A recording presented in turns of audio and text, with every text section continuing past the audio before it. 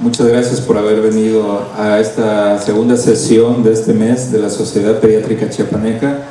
A nombre de Laboratorios Nocited y la Sociedad Pediátrica le damos una cordial bienvenida. Y nuestro tema va a ser investigaciones sobre la composición del calostro de madres mexicanas y va a estar a cargo del doctor Miguel Ángel Duarte Vázquez. Él es doctor en Ciencia de los Alimentos, investigador nacional del nivel del Sistema Nacional de Investigaciones, profesor investigador de la Facultad de Ciencias Naturales, con licenciatura en Nutrición, Premio Nacional en Ciencia y Tecnología de Alimentos y Premio Nestlé a la Investigación en Nutrición. Demos un aplauso, por favor, a nuestro ponente.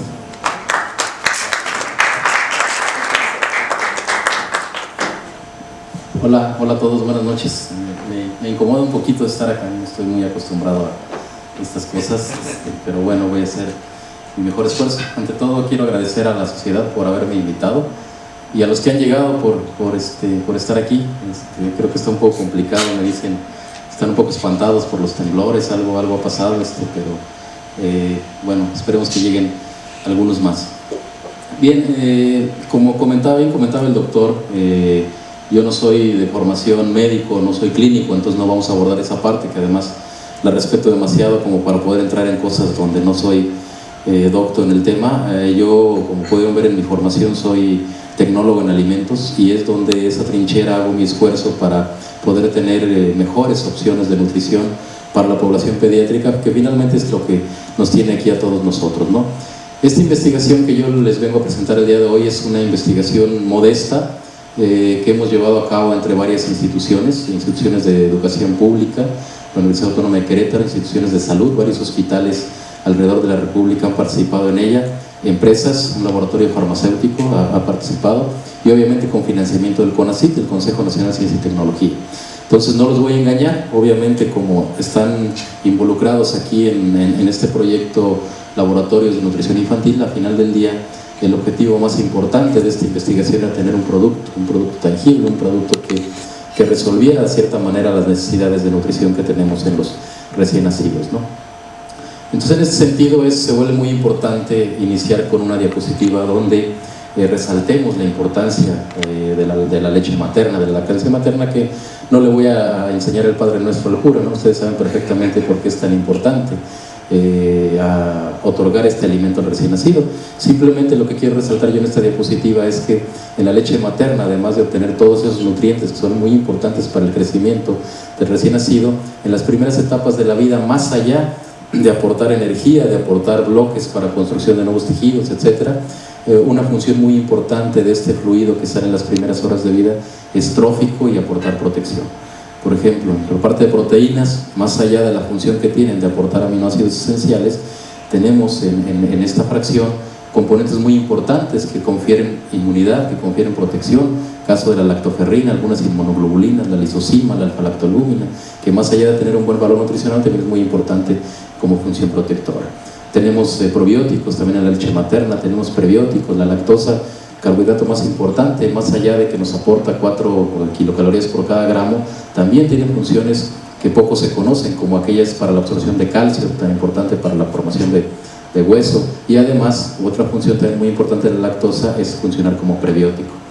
Y dentro de la fracción de carbohidratos, además de la lactosa, tenemos lo que se conocen como oligosacáridos prebióticos, que también son carbohidratos y tienen múltiples funciones.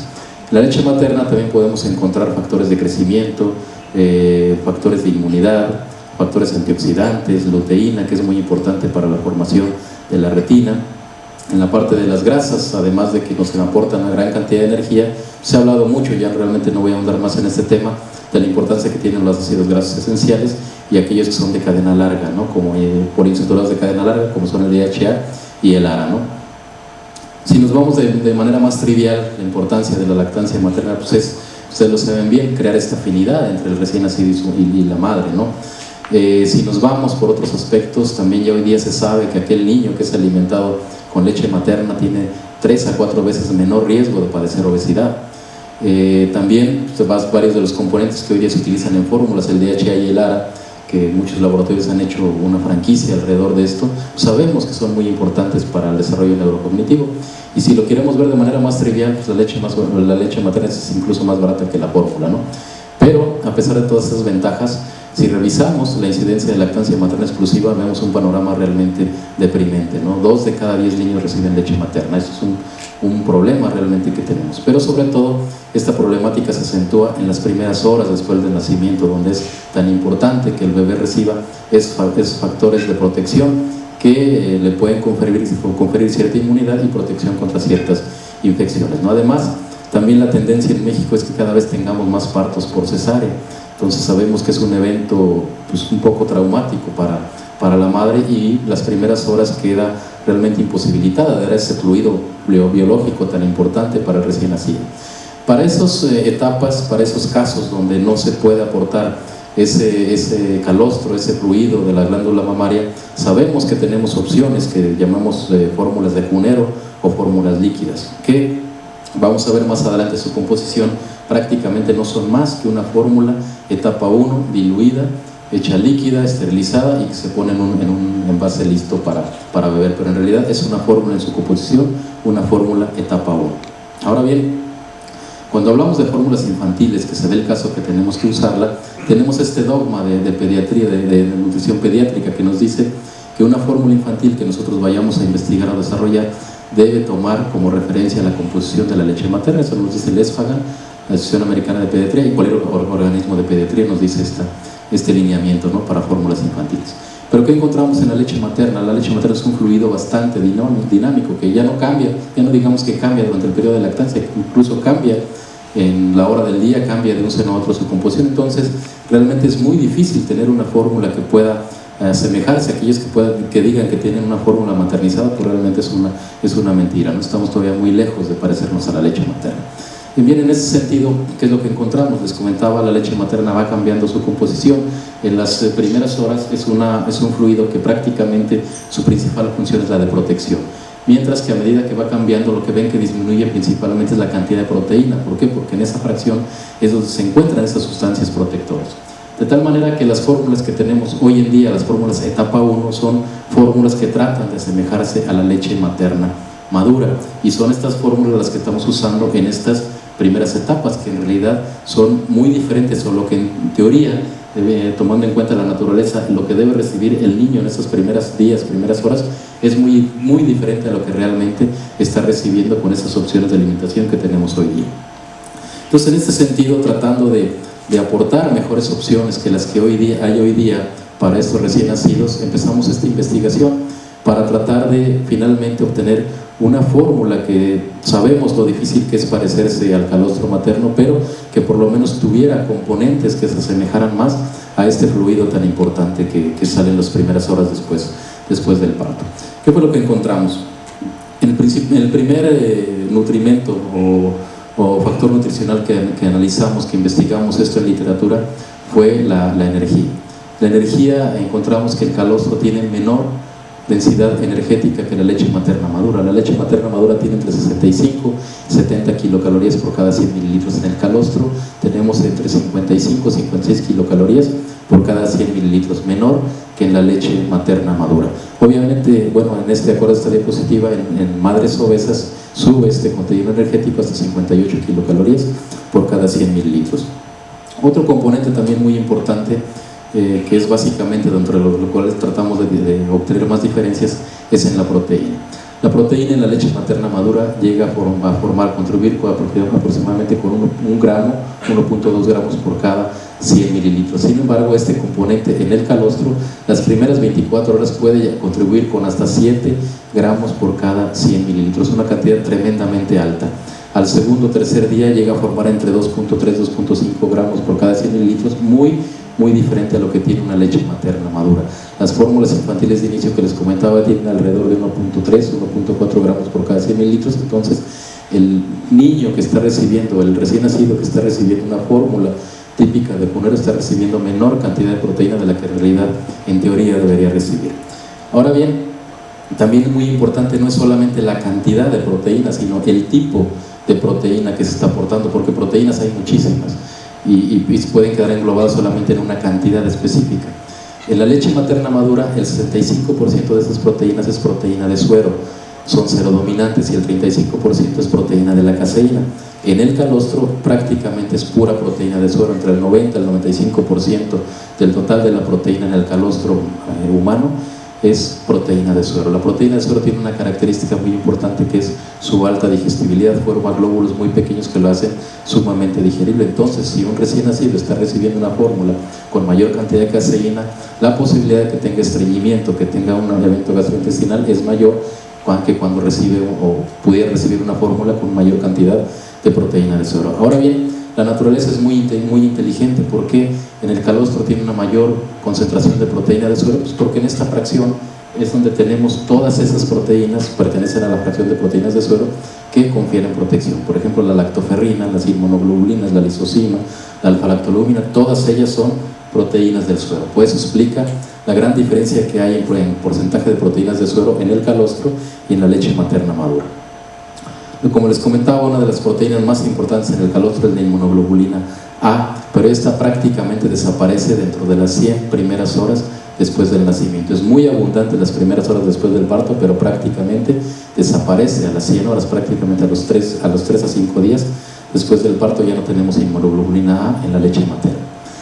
La lactoferrina, una proteína que es muy importante para la absorción de hierro y por lo tanto también es muy importante para disminuir las infecciones, se encuentra también de manera más abundante en el calostro que en la leche materna madura, y también se encuentra más abundante en el calostro de madres con parto prematuro que en el calostro de madres nacidas con niños con nacimientos a término, ¿no?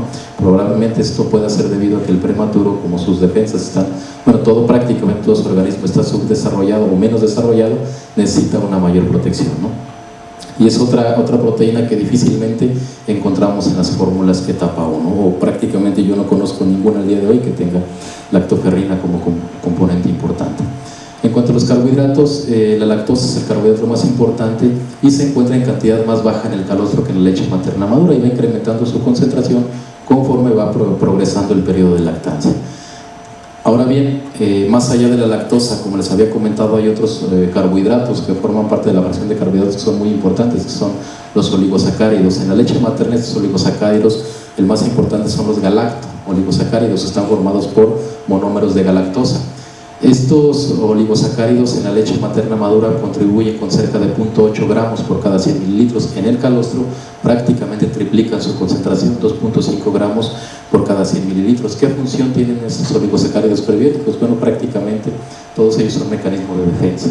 También ayudan a la proliferación de las células epiteliales, evitan la adhesión de células microbianas y, más importante todavía, ese monómero de galactosa que les mencionaba, que forma parte de su estructura, finalmente se va a convertir en galactocerebrósidos, que forman parte de la corteza cerebral. De ahí la importancia de tener este componente en las fórmulas infantiles.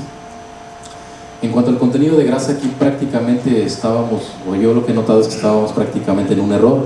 Se mencionaba que el calostro era un líquido rico en grasa y realmente no, su contenido de grasa es más pobre que en las fórmulas infantiles.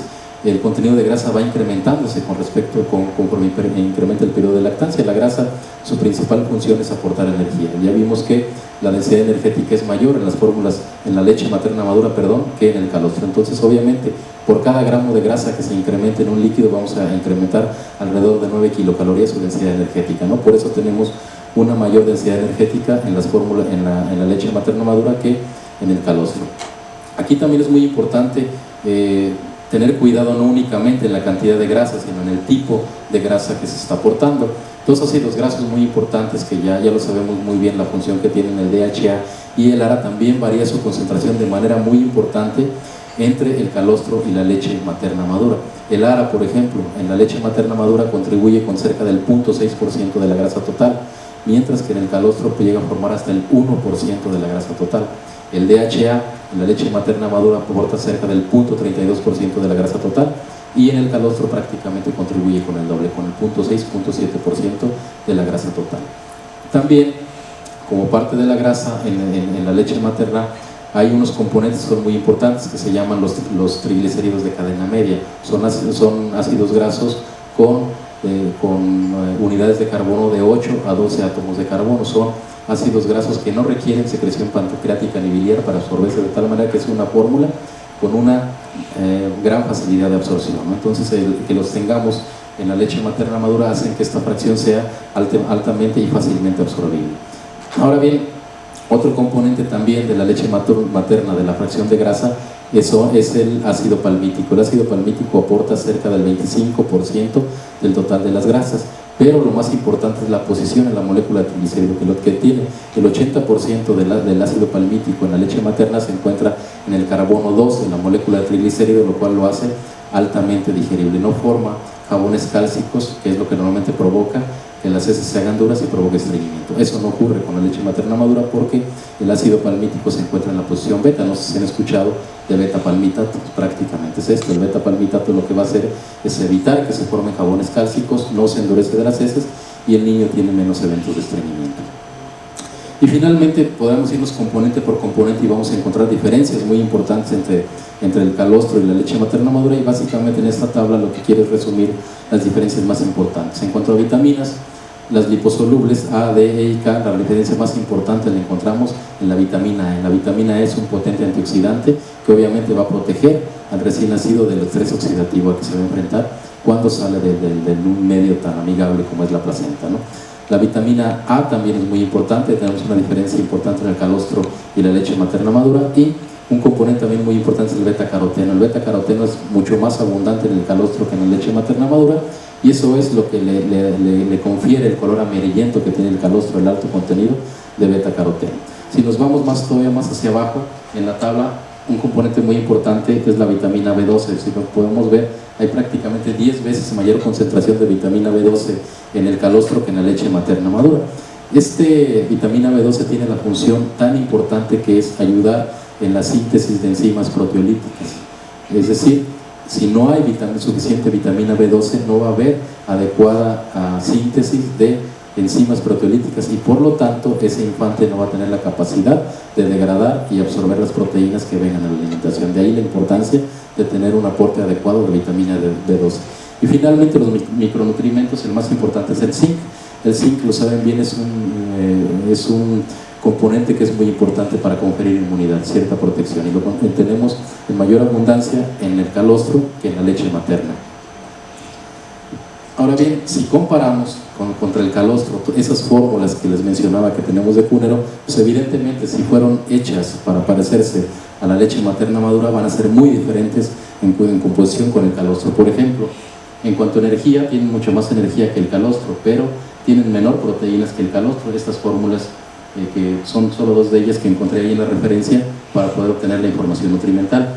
La relación suero-caseína, todas ellas son serodominantes, obviamente trataban de imitar a la leche materna, cuando el calostro es prácticamente 90% proteína de suero. Son pobres en alfa-lactoalbúmina, solamente una de ellas está enriquecida con alfa-lactoalbúmina, pero no llega a la cantidad que se encuentra en el calostro. Ninguna de ellas reporta lactoferrina, pueden tener cantidades mínimas, pero ninguna de ellas la reporta.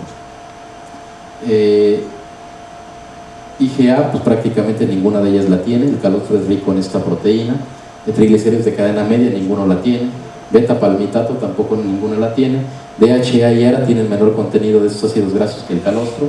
Galactoligosacáridos, ninguno de estas fórmulas la tiene. Ácido ciálico, que es muy importante también para formación de corteza cerebral, ninguna la tiene. Y si acaso únicamente tendrá un contenido más o menos parecido en lo que es la fracción del zinc, la composición de zinc. Entonces, debido a esto, nosotros como grupo de investigación notamos la necesidad de tener una fórmula, porque al final del día sabemos que las fórmulas son un mal necesario, ¿no? Aunque sabemos que la leche materna es la mejor opción, definitivamente hay una necesidad de tener este tipo de productos por los diferentes casos que se pueden llevar a cabo, ¿no?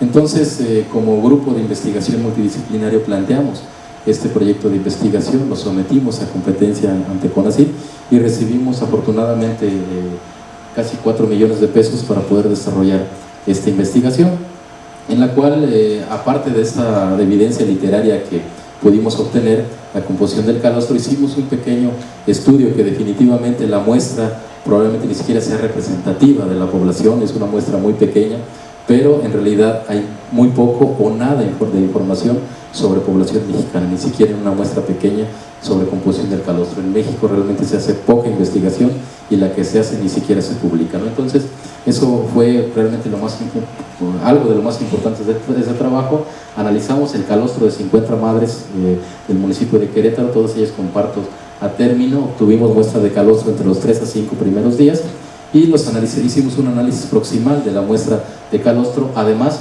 de que hicimos un análisis electroforético para obtener el tipo de proteínas que estaban formando parte del calostro y además la información sobre el contenido de ácidos grasos. Así a grandes rasgos, ¿qué fue lo que encontramos? Pues diferencias que ya veíamos venir, ¿no? En cuanto a proteína, encontramos una mayor cantidad de proteína en el calostro que en la leche materna madura. También obtuvimos muestras aquí de leche madura. Grasa total fue mayor en la leche madura que en el calostro y la lactosa también fue mayor en la leche madura que en el calostro que analizamos. Este es un patrón electroforético de las muestras de leche materna y de calostro. Esta es una muestra de leche materna y todas estas son muestras de calostro. ¿Qué es lo que obtenemos en un análisis electroforético? Básicamente lo que nos da esta técnica es el tipo de proteínas que están formando toda esa composición de proteína. Esta es la muestra de leche materna. Cada una de estas manchas es una proteína diferente y la intensidad de la mancha nos dice la cantidad o la contribución que tiene esa proteína a la composición total. ¿Qué es lo que encontramos? En toda esta parte de alto peso molecular, como pueden ver, la leche materna prácticamente no presenta ninguna banda, mientras que el calostro tiene un número importante de bandas en toda esta región, que es prácticamente donde se concentran las cadenas pesadas de las inmunoglobulinas. Por lo tanto, el calostro podemos ver aquí a grandes rasgos que tiene, que ya sabíamos de la literatura, un mayor contenido de inmunoglobulinas que la leche materna madura. Esta banda corresponde a la fracción de lactoferrina. La lactoferrina podemos ver que tiene una mayor intensidad de la mancha en las muestras de calostro que en la leche materna madura. Por lo tanto, el calostro es rico en esta proteína. La alfa-lactoalbúmina, que está hasta acá, también la encontramos de manera más abundante en el calostro que en la leche materna madura. Entonces, esto básicamente solo es una radiografía únicamente de la fracción de proteína entre el calostro y la leche materna madura, y encontramos, como pueden ver, múltiples diferencias, solamente en esta fracción. Ahora imagínense todas las diferencias que podemos encontrar en carbohidratos, en ácidos grasos y en otros micronutrientes. Entonces, realmente lo que están recibiendo los niños, los recién nacidos, cuando se les aporta una fórmula de Cunora es muy, muy diferente a lo que realmente deberían recibir. Es el contenido de ácidos grasos. Estos son los ácidos grasos de los triglicéridos de cadena media, encontramos un contenido muy semejante. Aquí puede haber cierta discrepancia porque esta fracción de la leche materna sí se modifica mucho con la alimentación. Realmente la proteína no se modifica con factores externos más que con la genética, pero los ácidos grasos no se modifican mucho con la alimentación. Encontramos también 0.8% del total de grasa como ARA y 0.45 como DHA. Y el palmítico tuvimos el 23.17%, que fue muy similar al ya reportado previamente en la literatura. Realmente en micronutrientes no hay mucho que resaltar, aunque también obtuvimos información sobre la composición de micronutrientes: magnesio, sodio, potasio, fósforo, hierro, cobre y zinc. Y vitamina E, también, como no tuvimos aquí muestras de leche materna, básicamente lo que podemos decir es que lo que nosotros encontramos fue muy similar a lo que se encuentra en la literatura. Encontramos inmunoglobulina ácido por técnica de ELISA 2.83 gramos por cada litro, lactoferrina 2.65 gramos por cada litro y lisozima una poco menor cantidad, pero también con función muy importante como protector en el calostro. Entonces, con esta información de literatura y la que pudimos obtener de las diferentes muestras biológicas de calostro, lo que hicimos fue tratar de desarrollar una fórmula líquida con toda esta información. ¿Qué iba a contener esta fórmula? Pues prácticamente con toda esta información que ya les he proporcionado era relativamente sencillo poder diseñar esta fórmula. Densidad energética, entre 54 y 56 kilocalorías por cada 100 mililitros, lo que ya sabíamos que tenía el calostro. Proteína, obviamente tendríamos que tener una fórmula para el primer día, segundo día, tercer día, cuarto día, porque se mueve muchísimo la proteína, pero eso prácticamente es imposible. Nosotros tomamos un promedio de 2.3 gramos por cada 100 mililitros, que es más o menos lo que se tiene en el primer y segundo día después del nacimiento. ¿Cómo iba a estar constituida esa proteína? Con cerca del 90-95% proteína de suero, a diferencia del 65% que tienen las fórmulas infantiles etapa 1. Entonces nuestra fórmula tuvo 94% de proteína de suero y solamente 6% proteína de la caseína. Y les comentaba de la importancia de la alfa-lactoalbúmina. La alfa-lactoalbúmina en el calostro forma cerca del 16%. En la fórmula que diseñamos, la alfa-lactoalbúmina aportó el 15% de la proteína total y tiene todas esas funciones: aportar triptofano y cisteína, Además, funciona como prebiótico, ciertos péptidos bioactivos, y también ayuda a la absorción de minerales, sobre todo hierro y zinc. Y obviamente también le íbamos a aportar lactoferrina. La fórmula que diseñamos también tiene lactoferrina, 173 miligramos por cada 100 mililitros, y realmente no encontramos una fuente que fuera rica en inmunoglobulina A. Realmente utilizamos como fuente de inmunoglobulina A el calostro bovino, que realmente tiene esta inmunoglobulina, pero en cantidad realmente muy pequeña, ¿no? Realmente el aporte con respecto a lo que tiene el calostro materno es muy bajo, pero tiene algo de inmunoglobulina A. En cuanto al carbohidrato, lo más importante fue la lactosa. Tenemos que aportar el carbohidrato como lactosa, pero además 0.7 gramos por cada 100 mililitros de galacto-oligosacáridos, que hoy día prácticamente ninguna fórmula de inicio los contiene. Y también ácido ciánico, que prácticamente solo la fórmula de Friso contiene el día de hoy ácido ciánico. En cuanto a la grasa la pusimos en una concentración de 2.9 gramos por cada 100 mililitros, lo cual nos aporta entre el 45 y el 50% de la energía total de la fórmula. Y obviamente, como vimos en la grasa del calostro y en la leche materna y triglicéridos de cadena media, pusimos cerca del 10% de la grasa total como triglicéridos de cadena media, y además 48% del total de ácido palmítico como beta-palmitato. No pusimos uno más porque realmente hoy no hay una fuente que nos aporte más ácido palmítico que el 48% del total, ¿no? Entonces es prácticamente lo más que se puede tener, y prácticamente lo que garantizamos con esto es que no se van a formar jabones cálcicos con el consumo de esta fórmula, y por lo tanto vamos a disminuir de manera importante el posible estreñimiento que pudiera ocurrir en los recién nacidos. DHA y el ARA, pues obviamente con los antecedentes de literatura y de nuestra experimentación que realizamos, sabíamos que teníamos que poner DHA cercano al 55% y el ARA cercano al 0.8%, ¿no? Que es básicamente la concentración que pusimos en esta formulación.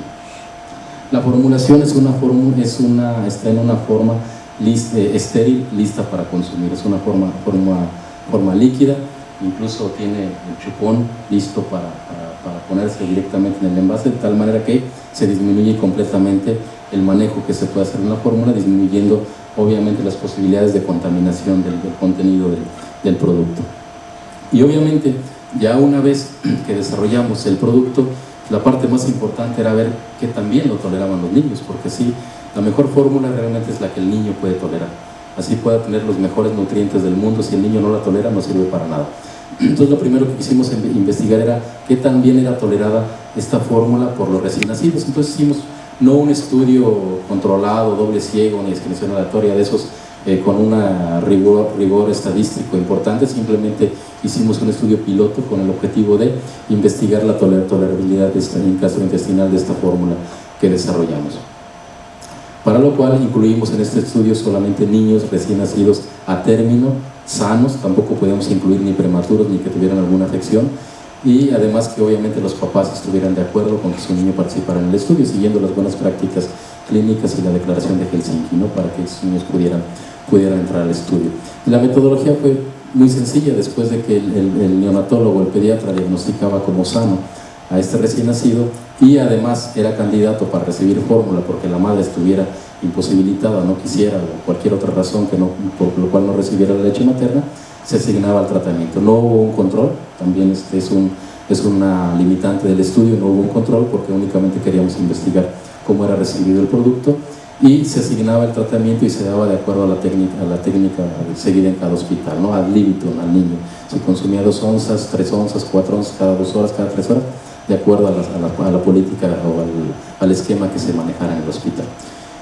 Y manejamos esta carta para recolección de datos que por el tamaño no se alcanza a ver aquí muy bien en la diapositiva, pero básicamente lo que tratábamos de recolectar aquí era datos de tolerabilidad gastrointestinal, cuántos eventos gastrointestinales había en el recién nacido y qué tipo de eventos se daban por el consumo de la fórmula, y un espacio de observaciones para que el neonatólogo, el pediatra, nos reportara si había alguna infección, si había algún dato importante que hubiera que reportar en el estudio.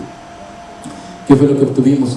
Bueno, en el estudio estamos reportando aquí 100 niños, fueron 8 centros alrededor de la República, en el norte, en el sur y en el centro de la República. En sureste realmente no tuvimos ningún centro, solamente en Villahermosa tuvimos un centro, De los 100 niños, 99 completaron el estudio. Realmente el periodo de estudio era únicamente el tiempo en que el niño estuviera en estancia hospitalaria. Y si estaba un día, se tomaban los datos de un día; si estaba 2 días, se tomaban los datos de 2 días, 3 días o lo que fuera necesario, ¿no? Y tuvimos un estudio pues, bastante bien, ¿cómo se llama? Con asignación. Si lo hubiéramos planeado de esta manera, no hubiéramos tenido esta aleatorización que tuvimos. 47% fue femenino y 53% fue masculino. Entonces no lo planeamos así, pero así se dieron las cosas. Y algo muy importante resaltar de aquí es que el 79% de los nacimientos fueron por cesárea. No sé cómo está la estadística a nivel nacional, pero en nuestro caso casi el 80% de los nacimientos que se atendieron fueron por cesárea. Únicamente de estos 100 niños, un bebé, definitivamente no hubo poder humano que lo hiciera consumir la fórmula, ¿no? No sé por qué razón, pero no la aceptó de ninguna manera. 99% de ellos la aceptaron. En tiempo de estancia hospitalaria tuvimos el 38% de los niños tuvieron un día de estancia hospitalaria, 22% 2 días, 20% 3 días, y tuvimos un 20% de hasta 4 días. La consistencia de las heces fue muy variable y las evacuaciones por día fue de 3.7 evacuaciones por día en los niños que recibieron la fórmula.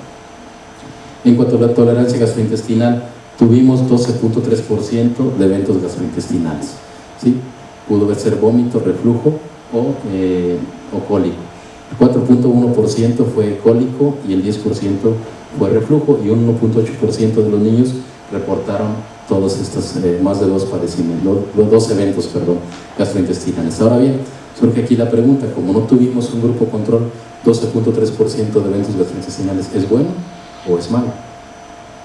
Bueno, aunque no tuvimos grupo control, aquí acudimos a la literatura y observamos que en la literatura, más o menos, aquellos niños que son atendidos, que reciben alimentación con leche materna, tienen alrededor de 13.6% de eventos gastrointestinales. No son eventos adversos, son eventos gastrointestinales con cólico, vómito o estreñimiento. Entonces, con la fórmula tuvimos alrededor de 2.3%, lo cual es muy similar al que se obtiene con la leche materna. Entonces, podemos decir, de acuerdo a estos datos, obviamente con las limitaciones del estudio, que es una fórmula, o que fue una fórmula bien tolerada.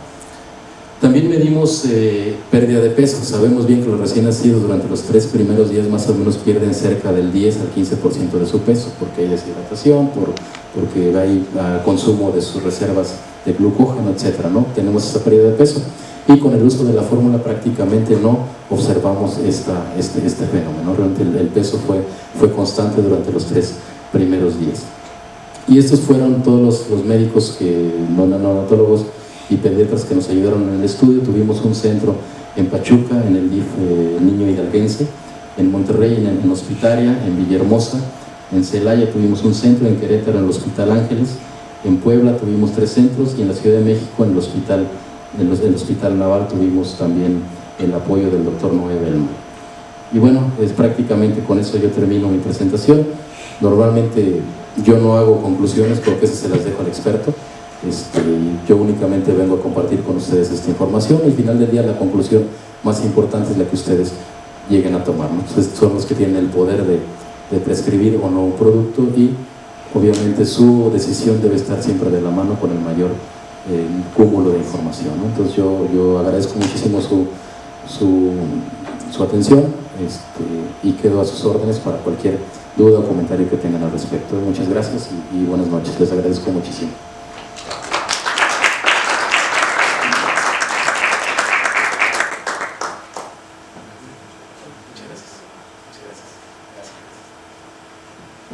Bien, no sé si tengan alguna pregunta para el doctor, alguna inquietud en cuanto al tema.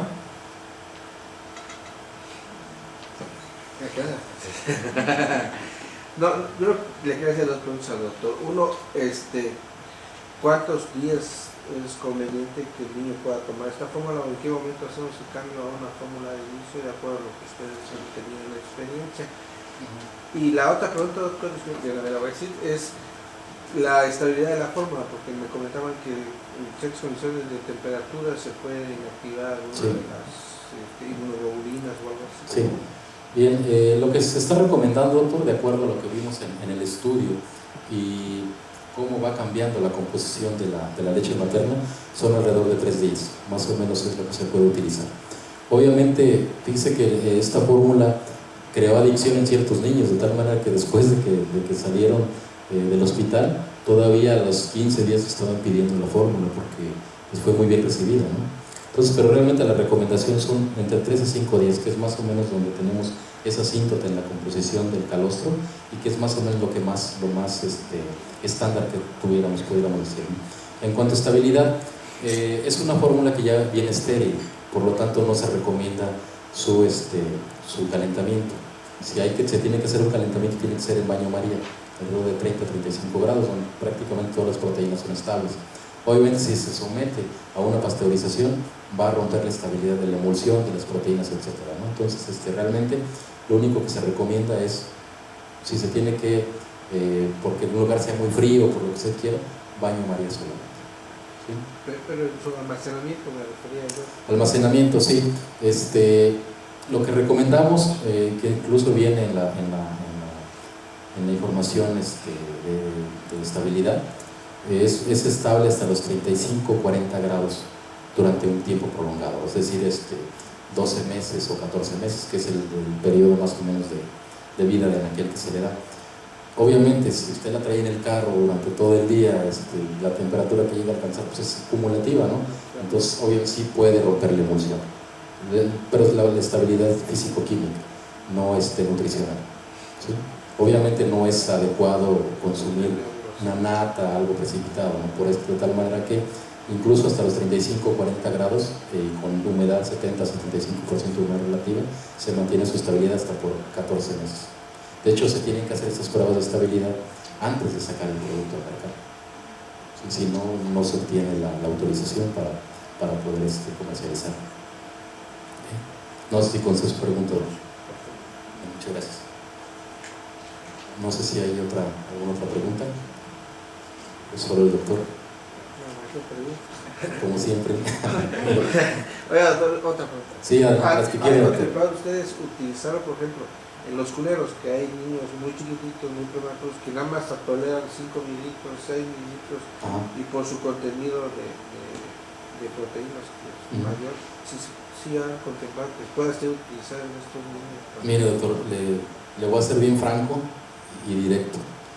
El grupo de neonatólogos que tuvimos en el estudio fueron bien creativos, aunque el protocolo estaba descrito que eran niños nacidos a término, sanos, etcétera, pues dijeron, vamos a dársela prematuro, ¿no? A ver qué tal. Les fue muy bien, pero hay un detalle. Los requerimientos del prematuro son incluso mucho más exhaustivos que un recién nacido a término. Entonces, ¿qué es lo que pasa? Lo que sabemos es que el prematuro, por la composición que tiene la fórmula, por el tipo de proteína que tiene, por los ácidos grasos que tiene, que ya lo vimos, va a ser muy digerible para el prematuro, que es un problema que se tiene con las fórmulas para prematuro. O sea, la va a recibir, la va a tolerar muy bien. Sin embargo, en proteína es más bajo. Proteína, el prematuro requiere entre 3.5 gramos por cada 100 kilocalorías. En cuanto a energía, también es más bajo. El prematuro requiere entre 80 a 85 kilocalorías por cada 100 mililitros. Este tiene 56 kilocalorías. Entonces, ¿qué es lo que va a pasar? ¿Qué es lo que buscamos con un prematuro? Que rápidamente gane peso y que salga. Si está mucho tiempo en el hospital, pues vienen las infecciones, viene la enterocolitis, etc. Entonces, realmente por eso es que no recomendamos para su uso en prematuros, por lo menos no en un tiempo prolongado, porque puede ser que se empeñe su ganancia de peso. Hubo quien lo utilizó en prematuros y le fue bien, pero fue un tiempo corto, ¿sí? Realmente estamos haciendo estudios adicionales, doctor, porque no podíamos meter en el estudio niños prematuros o niños que tuvieran alguna patología, porque no sabíamos ni cómo iba a responder un niño nacido a término y sano. Ahora estamos haciendo ya en el Hospital del Niño Hidalguense en Pachuca un protocolo que va a ser la tesis de especialidad de neonatología de un especialista que está metiendo niños enfermos con esta fórmula, pero que obviamente no tienen empeñado su salud gastrointestinal, si no tendría sentido, no con alguna otra patología, pero que requieren hospitalización. Y ahí sí se va a hacer un grupo controlado con otra fórmula de cunero. Yo creo que les va a ir muy bien, porque en realidad la fórmula está diseñada para que les vaya muy bien. Pero eso tiene que ir paso por paso. No podemos arriesgar a niños con ciertas patologías sin antes saber cómo respondían los niños sanos. Más adelante seguro vamos a tener una para prematuro, pero ya con energía, ya con la proteína que necesita el prematuro. Muchas gracias. ¿Listo? Gracias.